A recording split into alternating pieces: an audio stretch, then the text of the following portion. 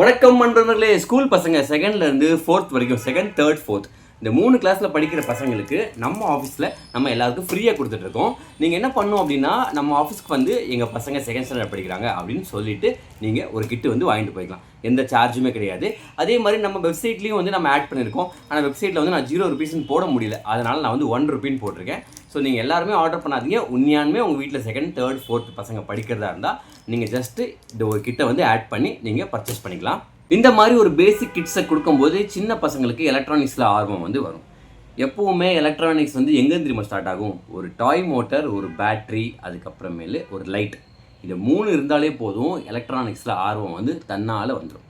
அதுக்காக நான் என்ன பண்ணுறேன் அப்படின்னா, இந்த கிட்டை எல்லாருக்குமே ஃப்ரீயாக கொடுக்கணும்னு நினைக்கிறேன். அதுக்காக ஒரு 300 கிட்டு வந்து பர்ச்சேஸ் பண்ணியிருக்கேன். நம்ம ஆஃபீஸில் யார் வேணாலும் வந்து வாங்கிக்கோங்க. ஆனால் second standard, third standard, fourth standard படிக்கிறவங்களுக்கு கொடுங்க. ஏன்னா நம்ம பெரியவங்களுக்கு இது யூஸும் கிடையாது. அதனால் தேவையில்லாமல் வேஸ்ட் பண்ணாங்க. இப்போ நான் ஒரு 300 பேர் கொடுக்குறேன் அப்படின்னா, கண்டிப்பாக அதில் ஒரு 5 பேராச்சும் என்ஜினியர்ஸ் உருவாக மாட்டாங்களா? அதுக்காக தாங்க இந்த கிட்டை கொடுக்குறேன். நன்றி, வணக்கம்.